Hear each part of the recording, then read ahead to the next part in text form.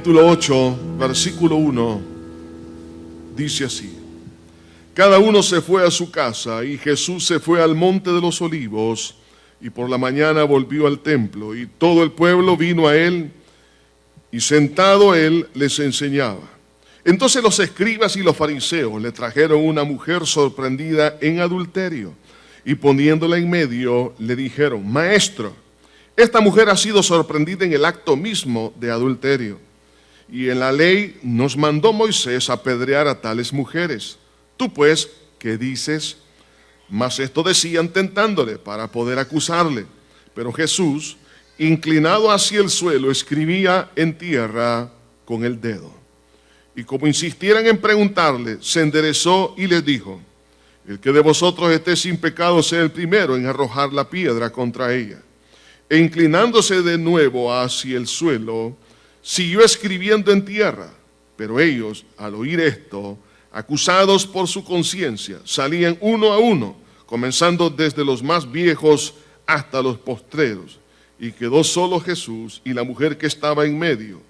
Enderezándose Jesús, y no viendo a nadie sino a la mujer, le dijo: Mujer, ¿dónde están los que te acusaban?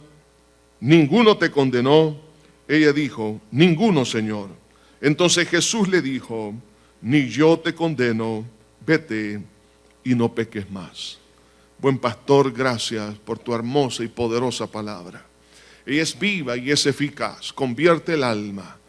Gracias, Señor, porque sé que en esta hora esta palabra, como toda palabra que se predica, convierte el alma. Ahora te pido que me ayudes, Señor, a poder entregar este consejo conforme a tu sagrada voluntad. Sé tú glorificado y tu pueblo bendecido. En Cristo, Señor, lo pedimos todo. Amén y amén. Aquí encontramos tres actores en esta escena. En primer lugar, encontramos a una mujer sorprendida en el acto mismo del adulterio. Los segundos actores son los fariseos que venían con piedras en las manos para matar a esta mujer pecadora. Y en el tercer lugar encontramos a nuestro Señor Jesucristo. Vemos aquí tres personajes con tres actitudes completamente diferentes. En la vida existen errores, existen faltas. No solamente de esta naturaleza como la que hemos leído, pero todo hombre, toda mujer, todo niño, todo anciano, todos cometemos faltas. Faltas, por ejemplo, como es la envidia, los celos profesionales, la mentira. Hay personas que están habituadas a la mentira y habituadas a la hipocresía. Vemos el materialismo, es otra falta.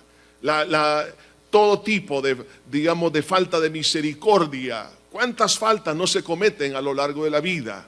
Pero por no tener la actitud correcta, en lugar de construir, destruimos.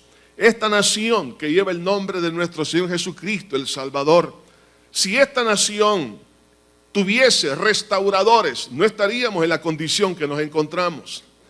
Pero cuando alguien comete una falta, lo que hace su compañero, aún dentro del mismo seno de la familia, es acusarle, destruirle, es amenazarle, pero no trata de poderle ayudar, extenderle la mano y restaurarlo.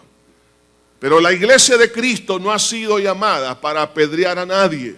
La iglesia ha sido llamada para restaurar. Es por eso que quiero hablar en esta hora bajo el tema llamados a restaurar. Repita conmigo: llamados a restaurar. Una vez más, llamados a restaurar. Dios desea que nosotros lo hagamos. Así que, en primer lugar, quiero que consideremos el caso de esta mujer. Aquí vemos plasmado en esa vida el engaño del pecado. La pregunta es: ¿por qué esta mujer entró en esa relación ilícita con un hombre que no era su esposo? La Biblia dice que fue sorprendida en el acto mismo del adulterio. ¿Cuáles eran las ideas? ¿Cuál era la ilusión que ella tenía? Probablemente querer encontrar lo que no encontraba en su esposo, o quería tener, por ejemplo, alguna ilusión, algún sueño que nunca había podido realizar en su vida. Pero sea cual sea la motivación del engaño de su propia concupiscencia, es importante que entendamos cuatro cosas interesantes acerca del engaño del pecado. En primer lugar, el engaño vive en nosotros. La Biblia le llama a ese engaño, le llama concupiscencia. La palabra concupiscencia en el diccionario castellano la define como apetito desordenado de placeres deshonestos. En la epístola de Santiago, en el capítulo 1, versículo 14, dice: sino que cada uno es tentado cuando de su propia concupiscencia es atraído y seducido. En otras palabras, la bomba de tiempo todos la llevamos en el corazón. Por eso Pablo le dijo a Timoteo: cuídate de ti mismo. Algunas veces pensamos que Satanás es el peor enemigo. No, el peor enemigo es usted, de usted mismo. Soy yo, de mi propia persona, porque vive conmigo. ¿Qué es lo que vive? Es la concupiscencia, el deseo de los apetitos, de los instintos naturales que Dios creó, pero que fueron degradados cuando el hombre pecó en el jardín del Edén. Ahí tenemos el instinto, por ejemplo, de adquisición, el instinto de hambre y de sed, el instinto de reproducción, etcétera, etcétera. Entonces, cuando estos instintos fueron tocados por el pecado, entraron en una vorágine, en una desesperación por violar los principios de Dios. Entonces, en este caso, esta mujer fue engañada por sus propios deseos, su propia concupiscencia. Y esta lo llevó básicamente al segundo aspecto, es a encontrar una ilusión, un castillo en el aire que realmente no era un castillo, sino que era una cárcel, era un desastre. Todo deseo que viene de la concupiscencia es un deseo completamente engañoso, ¿no es cierto? Aunque a usted le parezca que es lo más legítimo, le parezca que es justo, no es cierto. Dice la Biblia, por eso es importante interpretar nuestros deseos, nuestra forma de pensar, no a la luz de lo que yo creo, sino lo que Dios dice. En Efesios capítulo 4, versículo 22, hace aquí una radiografía de esos deseos cuando dice: en cuanto a la pasada manera de vivir, despojaos del viejo hombre que está viciado conforme a los deseos engañosos. Dice deseos engañosos, o sea que es una mentira, aunque a usted le parezcan que son justos, que son honestos, que a usted le asiste la justicia para cometer ese tipo de delito, pero no es cierto. En otras palabras, es una ilusión falsa. La ilusión con la cual esta mujer entró en esa relación de adulterio, ahora se le convierte en una pesadilla. ¿Por qué? Porque es un deseo, es una ilusión falsa. Jamás el pecado va a cumplir los deseos nobles del corazón, jamás. El único que cumple los deseos se llama Jesucristo, nuestro Salvador. Estando con Cristo, entonces las cosas son diferentes.